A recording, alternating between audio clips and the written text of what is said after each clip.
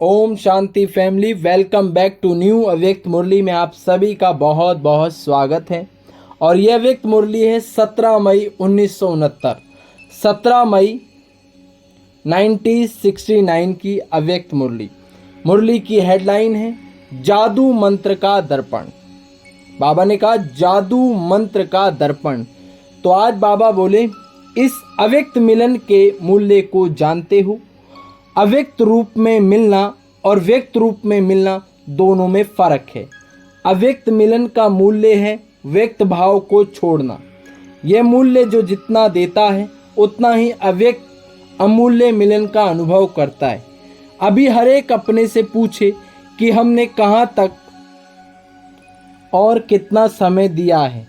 वर्तमान समय अव्यक्त स्थिति में स्थित होने की ही आवश्यकता है, लेकिन रिजल्ट क्या है वह हर एक खुद भी जान सकता है और एक दो के रिजल्ट को भी अच्छी रीति परख सकते हैं। इसलिए अव्यक्त स्थिति की जो आवश्यकता है उनको पूरा करना है। अव्यक्त स्थिति की परख आप सभी के जीवन में क्या होगी वे मालूम है। उनके हर कर्म में एक तो अलौकिकता और दूसरा हर कर्म करते कर्म इंद्रियों से अति इंद्रिय सुख की महसूसता आवेगी। उनके नैन चैन चलन अति इंद्रिय सुख में हर व्यक्त रहेंगी। अलौकिकता और अति इंद्रिय सुख की झलक उनके चेहरे उनके कर्म में देखने में आएगी, जिससे मालूम पड़ेगा ये व्यक्त में होते अव्यक्त स्थिति में स्थित है। अगर ये दोनों चीज़ें अपने कर्म में देखते हो तो समझना चाहिए कि अव्यक्त स्थिति में स्थित हैं। अगर नहीं तो फिर कमी समझ पुरुषार्थ करना चाहिए। अव्यक्त स्थिति को प्राप्त होने के लिए पूरा शुरू से लेकर एक स्लोगन सुनाते आए हैं। अगर वे याद रहे तो भी कभी कोई माया के विघ्नों में हार नहीं हो सकती। ऐसा सर्वोत्तम स्लोगन हर एक को याद रखना है। हर एक मुरली में भिन्न भिन्न रूप से वे स्लोगन आता है। मन मनाओ भव बाप की संतान हैं, अर्थात मन मनाओ भव हम बाप की संतान हैं। वह तो है ही, लेकिन पुरुषार्थ करते करते जो माया के विघ्न आते हैं उन पर विजय प्राप्त करने के लिए कौन सा स्लोगन है? स्वर्ग का स्वराज्य हमारा जन्म सिद्ध अधिकार है और संगम के समय बाप का खजाना जन्म सिद्ध अधिकार है। ये स्लोगन भूल गए हो, अधिकार भूल गए हो तो क्या होगा? हम किस चीज़ के अधिकारी हैं वह तो जानते हो, लेकिन ये सभी चीज़ें हमारा जन्म सिद्ध अधिकार हैं। जब अपने को अधिकारी समझेंगे तो माया के अधीन नहीं होंगे। अधीन होने से बचने के लिए अपने को अधिकारी समझना है। पहले संगम युग के सुख के अधिकारी और फिर भविष्य में स्वर्ग के सुखों के अधिकारी। तो अपना अधिकार भूलो नहीं। जब अपना अधिकार भूल जाते हो तब कोई ना कोई बात के अधीन होते हो, और जो पर अधीन होते हैं वह कभी भी सुखी नहीं रह सकते। पर अधीन हर बात में मनसा वाचा कर्मणा दुख की प्राप्ति में रहते हैं, और जो अधिकारी हैं वे अधिकार के नशे और खुशी में रहते हैं, और खुशी के कारण सुखों की संपत्ति उन्हों के गले में माला के रूप में पहनी हुई होती है। सतयुगी सुखों का पता है?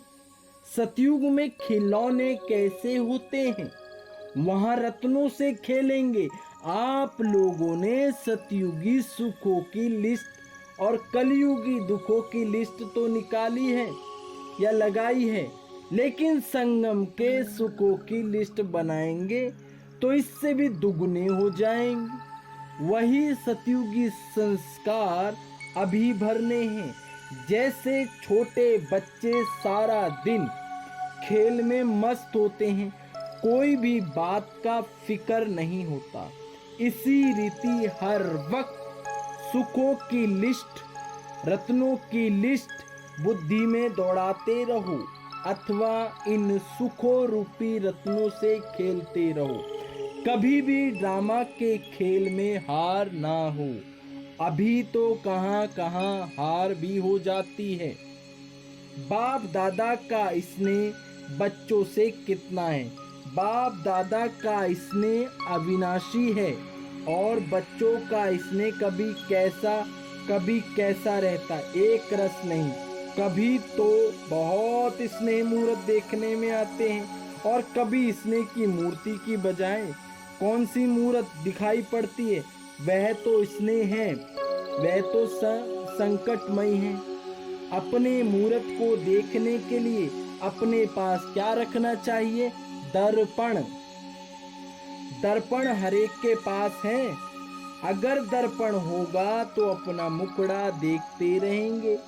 देखने से जो भी कमी होगी उनको भरते रहेंगे। अगर दर्पण ही नहीं होगा तो कमी को भर नहीं सकेंगे। इसलिए हर वक्त अपने पास दर्पण रखना। लेकिन यह दर्पण ऐसा है जो आप समझेंगे कि हमारे पास है, परंतु बीच बीच में गायब भी हो जाता है। जादू मंत्र का दर्पण है, एक सेकंड में गायब हो जाता है। दर्पण कैसे अविनाशी कायम रह सकता है, उसके लिए मुख्य क्वालिफिकेशन कौन सी होनी चाहिए? क्वालिफिकेशन माना योग्यता। जो अर्पणमय होगा उनके पास दर्पण रहेगा। बाबा ने कहा जो अर्पणमय होगा उनके पास दर्पण होगा। अर्पण नहीं तो दर्पण भी अविनाशी नहीं रह सकता। दर्पण रखने के लिए पहले अपने को पूरा अर्पण करना पड़ेगा, जिसको दूसरे शब्दों में सर्वंस त्यागी कहते हैं। सर्वंस त्यागी के पास दर्पण होता है। अव्यक्त मिलन भी वही कर सकता है जो अव्यक्त स्थिति में स्थित हो। बहुत गहरा गोल्डन पॉइंट है। अव्यक्त मिलन भी वही कर सकता है जो अव्यक्त मिलन में स्थित हो। वर्तमान समय अव्यक्त स्थिति में ज़्यादा कमी देखने में आती है।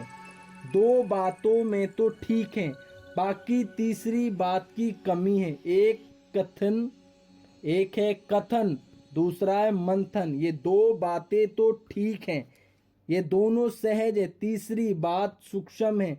वर्तमान समय रिजल्ट देखते हैं, मंथन से कथन ज्यादा है। मंथन माना चिंतन करना, कथन माना कहना। बाकी तीसरी बात कौन सी? एक होती है मंथन करना, दूसरा मगन रहना। वह होती है बिल्कुल लवलीन अवस्था, जो वर्तमान समय मंथन से भी ज्यादा कथन है। पहला नंबर उसमें विजयी, दूसरा नंबर मंथन में और तीसरा नंबर मगन अवस्था में। इस अवस्था की कमी दिखाई पड़ती है, जिसको भरना है। जो मगन अवस्था में होंगे उनकी चाल चलन से क्या देखने में आएगा? अलौकिकता और अतीन्द्रिय सुख। मगन अवस्था वाले का यह गुण हर चलन से मालूम होगा। तो यह जो कमी है उसे भरने का तीव्र पुरुषार्थ करना है। पुरुषार्थी तो सभी हैं, तब तो यहाँ तक पहुँचे। लेकिन अभी पुरुषार्थी बनने का समय नहीं, अभी तीव्र पुरुषार्थी बनने का समय है। बनना है तीव्र पुरुषार्थी और बनेंगे तीव्र पुरुषार्थी। बनना है तीव्र पुरुषार्थी और बनेंगे पुरुषार्थी तो क्या होगा? मंजिल से दूर रह जाएंगे। अभी तीव्र पुरुषार्थी बनने का समय चल रहा है। इससे जितना लाभ उठना चाहिए उतना उठाते व नहीं। वह हरेक को चेक करना। इसलिए कहा कि अपने पास हर दम दर्पण रखो तो कमी का झट मालूम होगा। अपने पुरुषार्थ को तीव्र करते आगे चलते रहेंगे। अच्छा, आज कुमारियों की सर्विस के तिलक का दिन है। आज कुमारियों के सर्विस के तिलक का दिन है। जैसे आप लोगों के म्यूजियम में ताजपोशी का चित्र दिखाया है, लेकिन आपकी सर्विस के तिलक के दिवस पर देखो कितनी बड़ी सभा इकट्ठी हुई है। इतनी खुशी होती है, लेकिन ये याद रखना, अपनी सभी के आगे तिलक लगाए। जितना सभी के आगे तिलक लगा रहे हो, इतना सभी आप सभी को देखेंगे। सभी के बीच में तिलक लग रहा है, यह नहीं भूलना। इतना हिम्मतवान बनना, इस तिलक के लाज रखनी है। तिलक की लाज माना ब्राह्मण कुल की लाज। तिलक की लाज माना ब्राह्मण कुल की लाज। ब्राह्मण कुल की मर्यादा क्या है सुनाया ना। जो ऐसे पुरुषोत्तम बनने की हिम्मत वाले हैं वह तिलक लगा सकते हैं। यह तिलक साधारण नहीं, वह भी इतनी सारी सभा देखेगी। आप सभी ब्राह्मण इकट्ठे हुए हो कन्याओं की सर्विस के तिलक पर। सर्विस करने वाले को एक विशेष गुण का अटेंशन रखना है। सर्विस करने वाले को एक बात का विशेष अटेंशन रखना पड़ता है।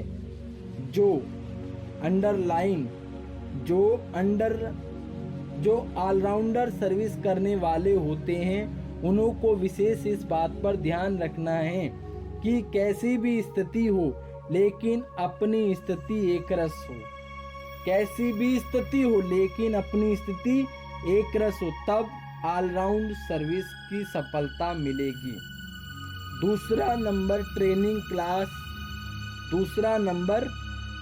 क्लास जिन कुमारियों का चलना है, उन सभी को बाप दादा ने टीका दे मुख मीठा कराया और बोले, आज सभी से नैनो द्वारा मुलाकात कर ली। दूर होते भी यथाशक्ति बाप दादा के नजदीक हैं। भल कोई कितना भी दूर बैठा हो, लेकिन अपने स्नेह से बाप दादा के नैनों में समाया हुआ है। इसलिए नूरे रतन आज नैनो की मुलाकात कर रहे हैं। नूरे का मतलब बाबा ने आज गहराई से बताया कि नूर मत दूर होते भी पास, इसलिए नूरे रतन कहते हैं। नूरे रतन आज नैनो की मुलाकात कर रहे, एक दो से सभी प्रिय हैं। साकार में समय प्रति समय बच्चों को ये सूचना तो मिलती ही रही कि ऐसा समय आएगा जो सिर्फ दूर से ही मुलाकात हो सकेगी।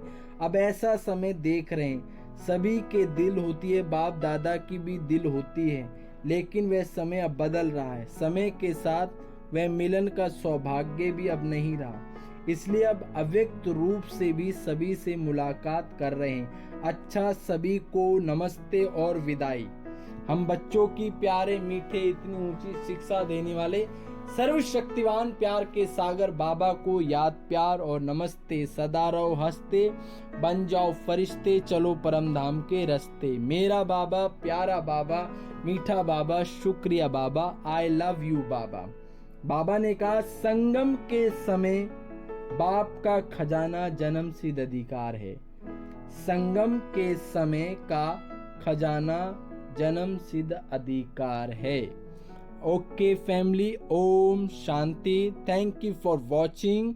आप इस चैनल को सब्सक्राइब करें, लाइक करें, कमेंट करें और सभी के साथ इस अव्यक्त मुरली के शेयर करें, जिससे औरों आत्माओं को सुनने का, माना सभी भाई बहनों को सुनने का सौभाग्य प्राप्त हो। बाकी आप अपना एक सुंदर सा कमेंट करें। Okay family, bye bye, Om Shanti. कम सून, गो सून।